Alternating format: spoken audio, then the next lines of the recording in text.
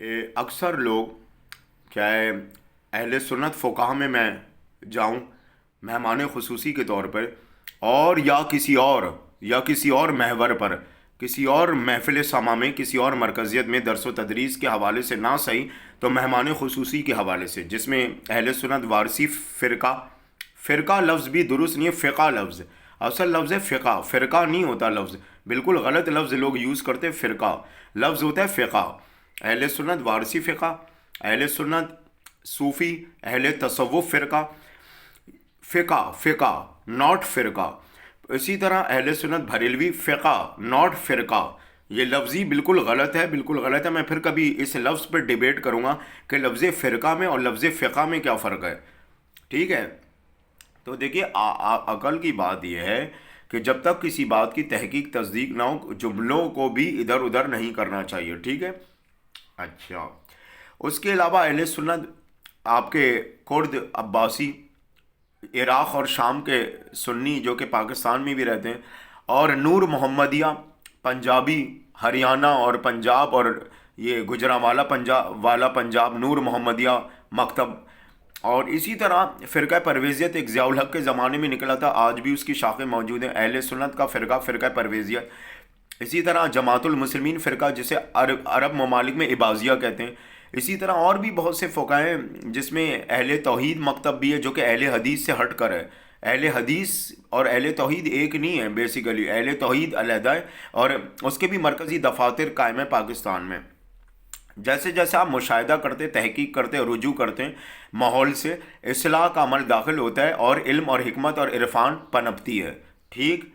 اب آئیے کہ امیر شام معاویہ امت کے ماموں ہیں، کیونکہ ان کی بہن ام حبیبہ جو ہیں وہ رسول اللہ کی زوجہ بنی، ہاں، اور ابو سفیان رسول اللہ کے سسر بنے۔ تو بھائی رسول اللہ صلی اللہ علیہ تعالیٰ علیہ وسلم کبھی بھی ابو سفیان سے اسلامی احکام شریعت، سنت، ریاست، حجت، ہدایت کے معاملے میں کبھی گفتگو کرنا پسند ہی نہیں کرتے تھے، کیونکہ اسلام لانے سے پہلے نفاق اور کفر اور نفاق جسے منافقت کہتے ہیں وہ ان کے سینے پہ پنپ چکی تھی، اور اسلام لانے کے بعد ان کے بیٹے امیر شام معاویہ نے صلح حسن کو توڑا، صلح حسن کی عہد شکنی کی، صلح حسن کو پارا پارا کیا، توڑا۔ ابھی میں اس کی تفصیل میں آتا ہوں۔ اور حضرت علی علیہ السلام کے خلاف تبرہ کا شدید آغاز کیا مروان ابن حکم نے، خلیفہ مروان ابن حکم اور امیر شام معاویہ نے لعن طعن اور تبرہ کا حضرت علی کے خلاف، اور اعلان بغاوت کی کہ صحابہ شاگردی اور تحویلی میں نہیں جائیں علی ابن ابی طالب کے، ہمارے رخ پر آ جائیں، ہمارے مرکز پر آ جائیں۔ حضرت علی کے خلاف اعلان جنگ کیا انہی کے بیٹے امیر شام معاویہ نے، اور پھر اس کے بیٹے یزید نے تو اور ہی قہر ڈھایا، اور عبید اللہ ابن زیاد نے۔ جی، اب آئیے کہ اسلام لانا صرف بہت بڑا کمال ظرف نہیں ہے کہ اسلام لے آئے تھے، تو اسلام لانا اور ہے، ایمان لانا اور ہے۔ کلمہ پڑھ کے وقت ضرورت، وقت حاجت، وقت نجات حیات، جی کلمہ پڑھ لینا اور ہے، اور اسلام کی چار دیواری میں رہ کے، محور میں رہ کے اس کے تمام احکامات کو بجا لانا اور اس کی اطاعت اور پیروی کرنا اور اس سے مودت کرنا اور ہے، ٹھیک ہے؟ تو ام حبیبہ کبھی بھی اپنے باپ کو نہیں پسند کرتی تھیں، اور جب ان کے باپ آتے تھے ان سے ملنے تو وہ کہتی تھیں کہ میرے شوہر کے پاکیزہ بستر پر مت بیٹھا کریں، آپ جیسے شخصیت کے بیٹھنے سے طیب و طاہر کا بستر نجس ہو جاتا ہے، جی، اور میں یہ پسند نہیں کرتی کہ آپ زیادہ آیا کریں ملنے جلنے مجھ سے، جی، ابو سفیان کی بیٹی کے الفاظ، جی، اور کبھی بھی اس نے اپنے اس بھائی کو اپنا بھائی قرار نہیں دیا، بلکہ ہمیشہ امیر شام معاویہ کے فیصلے، اس کے نظریے کے خلاف نمرد آزماؤں کے ڈٹی رہیں، کھڑی رہیں جناب ام حبیبہ۔ جی، اب آئیے اگلا جملہ کہ معاویہ، امیر شام معاویہ امت کا ماموں ہے، جیسے مروان ابن حکم سے بڑا صحابی کوئی نہیں، عظیم راوی کوئی نہیں، زور زبردستی کے نعرے، زور زبردستی کے چوچلے، ہاں، اور مروان کون؟ جسے رسول اللہ نے مسجد نبوی سے بھی نکالا، شہر یثرب سے بھی نکالا، اپنے دل سے بھی نکالا، بعد میں خلیفۃ المسلمین عثمان ابن عفان اپنی رشتہ داری اپنی قرابت داری کی بنیاد پر اسے واپس لے کر آئے اور بڑے بڑے عہدوں سے نوازا.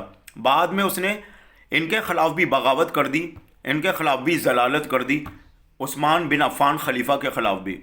کس نے؟ مروان ابن حکم نے. جی تو وہی والی بات ہے، بعد میں پھر حماقت اور پچھتاوا اور ہلاکت ان کا زیور بنی اسی مروان ابن حکم کی وجہ سے.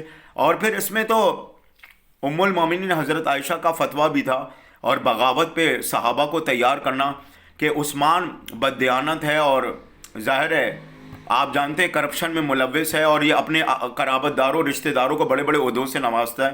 پھر تو وہ ایک بہت بڑی بغاوت صحابہ کی تیار ہو گئی. اور پھر قتل عثمان، اہل بیت علیہ السلام کا روکنا لوگوں کو کہ مانا عثمان میں خرابیاں صحیح، نقائص صحیح، غلطیاں صحیح، گناہ صحیح، لیکن کھانا اور پانی بند کرنا، محصور کرنا اور قتل کی تیاری کرنا، یہ کوئی اچھا چال چلن، اچھا شگن نہیں. امام علی مقام مولائے کائنات اللہ کے ولی حضرت علی بن ابی طالب علیہ السلام نے بھی، اور امام حسن مصطفیٰ علیہ الصلوۃ والسلام نے بھی امت مسلمہ کو بہت روکنے کی کوشش کی صحابہ کی صورت میں کہ یہ بھگدڑ، یہ فساد، یہ جھگڑا قائم نہ ہو جو صحابہ کرنے جا رہے ہیں. ایک بات مذاکراتی طور پہ، شورائی طور پہ ہو جائے آپس میں بیٹھ کر، اور پھر جو غلطی پر ہو، جو گناہ پر ہو، اس کی اصلاح کی جائے، اس کی تربیت کی جائے، اور نہیں کی جا سکتی تو اس کے خلاف قتال کیا جائے. حضرت علی علیہ السلام یہ چاہتے تھے، نہ کہ فساد فی الارض. اب امت کا ماموں ہے کون؟ امیر شام معاویہ.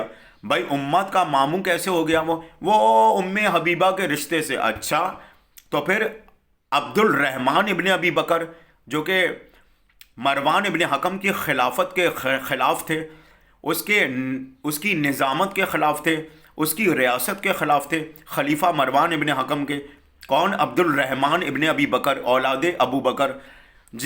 اور اپنے باپ کی وجہ سے خلاف نہیں تھے، اپنے نفس اور ذہن کی وجہ سے خلاف تھے. کسی کے باپ کی وجہ سے اولاد کا معاملہ طے نہیں ہوتا. اس کے اپنے نفس، فکر اور ذہن کی وجہ سے طے ہوتا ہے. حق اور باطل، ظالم اور مظلوم، صحیح اور غلط. اب مختصر یہ کہ سرکار کہ عبد الرحمن ابن ابی بکر کو جب نشانہ عبرت بنانے کے لیے دوڑے قتل کرنے کے لیے مروان کے حواری، تو آپ آ کے حضرت عائشہ کے حجرے میں چھپنا چاہا، اور حضرت عائشہ دیوار بن کے کھڑی ہو گئیں، اور آپ نے امان لی، پناہ لی اپنی ہمشیرہ کے گھر میں. تو حضرت عائشہ کے والواس کہ میں نے اپنے شوہر رسول اللہ سے سنا، مروان تیرا باپ حکم حرام زادہ اور تو اس حرام کا ٹکڑا، مروان تیری ماں تیرے جنازے پہ روئے، واپس لوٹ جا، واپس لوٹ جا. تو عبد الرحمن ابن ابی بکر ماموں نہیں تھے؟ کیا وہ ماموں نہیں تھے امت کے؟ کیوں امت نے انہیں ماموں نہیں بنایا جبکہ وہ تو حقیقت میں امت کے ماموں ہونے چاہیے. حضرت عائشہ کی وہ بھائی کے رشتے سے، حضرت عائشہ کی بھائی کے رشتے سے، حضرت عائشہ کے بھائی کے رشتے سے، حضرت عائشہ کے بھائی کے رشتے سے. کون؟ عبد الرحمن ابن ابی بکر. کیا امت کے ماموں نہیں ہوئے جب بقول آپ کے حضرت عائشہ ہماری ماں ہے، حالانکہ رسول کی تو اور زوجائیں بھی ہیں؟ کیا رسول کی اور زوجائیں وہ بھی تو آپ کی ماں ہوئیں؟ صرف ایک حضرت عائشہ تو نہ ہوئیں؟ اور حجرہ عائشہ کوئی حضرت عائشہ کی ملکیت نہیں تھا، وہ تو اور زوجاؤں کا حجرہ بھی تھا اس میں. اور وہ تو رسول اللہ کی اصل ملکیت تھا حجرہ عائشہ. حضرت عائشہ کے باپ دادا سے نہیں ملا تھا، بلکہ وہ تو رسول اللہ کی اپنی ذاتی ملکیت تھی. تو حضرت عائشہ تو آپ کی ماں ہیں، اور باقی رسول اللہ کی زوجائیں آپ کی ماں نہیں ہیں. کیا وہ آپ کی ماں نہیں ہیں؟ ان سے روایتیں نقل کرنا آپ کے لیے واجب نہیں تھا؟ ان سے حدیثیں لینا آپ کے لیے واجب نہیں تھا؟ ان سے احکام شریعت سمجھنا اور رسول اللہ کی زوجاؤں سے، ام المومنینوں سے آپ کے لیے واجب نہیں تھا؟ چلو نہ صحیح تو کم از کم حضرت عائشہ کا صبح شام تسبیح پڑھی، اور جو آپ نے کلمہ پڑھا، اور جو آپ نے ان کی ثنا کی حضرت عائشہ کی. تو حضرت عائشہ کے بھائی عبد الرحمن ابن ابی بکر کیا امت کے ماموں نہیں ہوئے؟ کیونکہ وہ مروان کی خلافت کے اور بادشاہت کے خلاف تھے، ملوکیت کے. تو امت کو عبد الرحمن ابن ابی بکر اچھے دکھائی نہیں دیے، امت کو راز نہیں آئے عبد الرحمن ابن ابی بکر. اور دوسرا بھائی محمد بن ابی بکر امیر شام معاویہ پہ تبرہ کرنے والا، صحابی علی ابن ابی طالب علیہ السلام، اور عبد الرحمن ابن ابی بکر بھی رفیق علی ابن ابی طالب علیہ السلام. اور محمد بن ابی بکر بغاوت امیر شام معاویہ کرنے والا اور معاویہ کے فیصلوں کو غلط کہنے والا. تو اب امت کو ایسا ماموں پسند نہیں آیا عبد الرحمن ابن ابی بکر جیسا، اور محمد بن ابی بکر جیسا. امت کو مامون بھی یاد آئے تو امیر شام معاویہ، اور امت کو صحابی بھی یاد آئے تو مروان ابن حکم، جس نے خلیفہ عثمان بن عفان کو مروایا، پہلے خوب بڑے عہدے لیے، اپنے آپ کو نوازا ان کا سہارا لے کر، اور رسول اللہ نے بھی مسجد نبوی سے نکالا، شہر یثرب سے نکالا مروان کو، اور اپنے دل سے نکال پھینکا۔ بعد میں عثمان ابن عفان کو پتہ ہی نہیں کیا سوجی، شاید اپنی ریاست کو مستحکم کرنے کی، اپنے قبیلے والوں کو، اپنے قرابت داروں رشتہ داروں کو، وہ اسے واپس لا کر اسلام کی چھاتی کے اوپر بٹھا بیٹھے۔ بیت المال بھی اس کے حوالے کیا، گورنری بھی اس کے حوالے کی، اور حضرت فاطمہ الزہرا سلام اللہ علیہ کا حق کے تصرف جو رسول اللہ کی طرف سے ملا حضرت فاطمہ کو، وہ بھی اس کے حوالے کر دیا، جس میں کئی ملازمین کام کرتے تھے اس باغ میں حضرت فاطمہ کے لگائے ہوئے۔ جی اب سمجھ میں آئی آپ کو، مروان ابن حکم اور امیر شام معاویہ۔ تو امت کا ماموں امیر شام معاویہ یا عبد الرحمن ابن ابی بکر حضرت عائشہ کا بھائی، ہاں، اور حضرت عائشہ کا بھائی محمد بن ابی بکر، کون امت کا ماموں ہوا؟ اصل ماموں تو یہ ہوئے، یہ دونوں ہوئے، عبد الرحمن ابن ابی بکر اور محمد بن ابی بکر۔ آگے چلیے، حضرت ابو بکر نے صحابہ کو امامت کرائی، حالانکہ ایک روایت یہ کہہ رہی امامت کرائی، اور دوسری روایت مصنف ابن ابی شیبہ، تاریخ طبری اور صحیح مسلم کے درمیان تضاد اٹھا کے دیکھ لیں کہ ایک روایت اگر یہ اشارہ کریے کہ حضرت ابو بکر سے رسول اللہ نے کہا آج مجھ پہ کمزوری اور ضعف آ رہی ہے، تم کھڑو کے امامت کراؤ، تو پہلی تو بات اس سے وہ رسول اللہ کے جانشین تو ثابت ہو ہی نہیں سکے، نہ وارث ثابت ہو سکے، کیونکہ وارث اور جانشین ثابت ہونے کے لیے بھرا مجمع ہونا، شورا اور اجماع ہونا ضروری ہے۔ جو رسول اللہ نے غدیر کے مقام پر منعقد کی دعوت ذوالعشیرہ میں، جب کافی کثیر تعداد کا لشکر کفار کا، مسلمانوں کا اور منافقوں کا جمع ہوا، تب رسول اللہ نے، جب حضرت علی نے ان کی گواہی دی بھرے مجمع سے اٹھ کر کہ اشہد ان لا الہ الا اللہ و اشہد ان محمد رسول اللہ، تو رسول اللہ نے پلٹ کے کہا کہ اشہد ان امیر المومنین و امام المتقین علی ولی اللہ وصی رسول اللہ و خلیفتہ بلا فضل۔ تو کیا یہ کلمہ رسول اللہ کا عطا کردہ ہے یا شیعوں کا عطا کردہ ہے، جو آپ کہتے ہیں بدعت اور شرک ہو گیا، دین میں اضافہ ہو گیا کلمہ؟ جی، جب حضرت علی صحابہ کے مجمع سے کوئی نہ اٹھا تو بہت ہی کم عمر علی ابن ابی طالب، شار اللہ، حجت اللہ، کعبۃ اللہ، اٹھے بھرے مجمع سے، کہ جب 2 دفعہ کوئی نہ اٹھا صحابہ کے مجمع میں، تو تیسری دفعہ علی نے اٹھ کے کفار اور منافقین کے لشکر کے سامنے دعوت ذوالعشیرہ اسلام کی پہلی دعوت میں کہا کہ اے حبیب، اے میرے بھائی، اے میرے جد امجد، رسول اللہ کو مخاطب کرتے ہوئے میں گواہی دیتا ہوں کہ اللہ وحدہ لا شریک ہے، اشہد ان لا الہ الا اللہ و اشہد ان محمد رسول اللہ، اور محمد آپ اللہ کے رسول ہیں۔ پلٹ کر رسول اللہ نے کہا ان الاحسان حل جزاء والاحسان، بھرے صحابہ کے مجمع میں واحد علی تم ہو جو نبوت کے گواہ اور شاہد بنے۔ میں بھی اس بھرے مجمع سے گواہی دیتا ہوں، علی ولی اللہ، علی تو اللہ کا ولی ہے، وصی و رسول اللہ گواہ اور شاہد ہے میری نبوت کا، و خلیفتہ بلا فضل، تا قیامت تک کے لیے بغیر فاصلے کے، بغیر کسی فاصلے اور دوری کے، و خلیفتہ بلا فصل، تا قیامت کے لیے میرا جانشین اور وارث ہے، میرا جانشین وارث ہے دعوت ذوالعشیرہ۔ اور پھر رسول اللہ کے وہ الفاظ، ہے کون ہے جس نے حالت رکوع میں زکوٰۃ دی؟ وہ اللہ کا ولی ہے، کائنات کا رہبر ہے۔ جی، پھر رسول اللہ کے وہ الفاظ، مجھے علی سے وہی نسبت ہے جو موسیٰ کو ہارون سے تھی، پس میرے بعد کوئی نبی نہیں ہوگا۔ پھر رسول اللہ کے وہی الفاظ، من کنت مولا فہذا علی مولا، جس کا میں رسول مولا اس کا علی مولا۔ جی، اور مولا کے معنی دوست کے نہیں ہیں، رسول اللہ اپنے آپ کو مسلمانوں کا دوست نہیں کہہ رہے، تو جب رسول اللہ پہ یہ معنی قاصد نہیں آتے تو علی پہ کیسے آ جائیں گے؟ مولا کے معنی مددگار اور نصرتگار، مولا کے معنی سید و سردار۔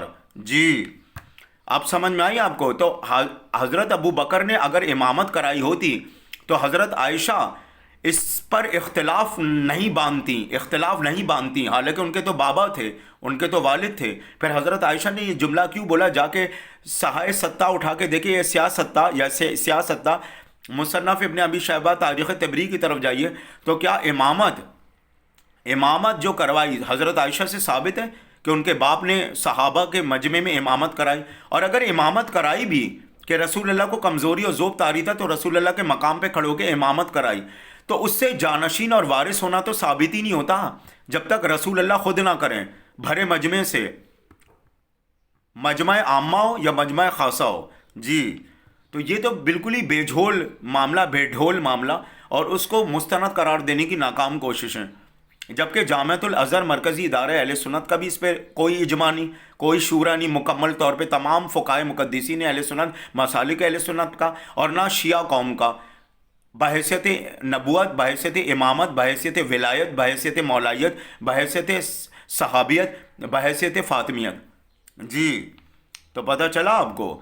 تو یہ تو میری سمجھ سے ہی باہر ہو گئی بات کہ آگے کی مقدس کتابوں میں مسلمانوں کے اور راویوں نے خود یہ باندھا باب کہ حضرت عائشہ نے کہا کہ میرے باپ کو حکم ضرور دیا تھا لیکن میرے باپ نے نہیں پڑھائی، امامت نہیں کروائی، میں گواہ ہوں اس بات کی۔ جی جیسے حضرت عائشہ کا جملہ کہ میں نے اپنے باپ کو ہمیشہ ہاتھ کھول کر نماز پڑھتے دیکھا، اور عبداللہ ابن زبیر نے بھی ہاتھ کھول کر نماز پڑھی۔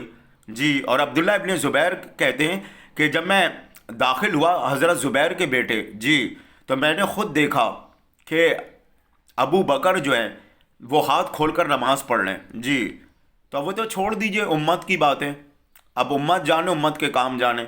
تو مجھے حیرت ہوتی ہے کہ اگر پیش امامی فرض کرے کرائی، ایک تو اختلافی معاملہ ہے، خود عالم اسلام میں بھی، امت میں بھی، فقہائے اہل سنت میں بھی، اور جامعۃ الازہر کے تحت بھی، کیونکہ آگے کے معاملات میں حضرت عائشہ سے جو باب باندھا گیا اس کے تحت تو میرے باپ نے پڑھائی نہیں، امامت کرائی نہیں نماز کی، اور اگر نماز کی امامت کرائی بھی دی تو رسول اللہ کمزور ہو، بیمار ہو، تب بھی رسول اللہ کا ذہن کام کرتا ہے، کیونکہ وہ اللہ کا ہادی ہے، اللہ کی حجت ہے، نبی اللہ ہے، امام الانبیاء ہے۔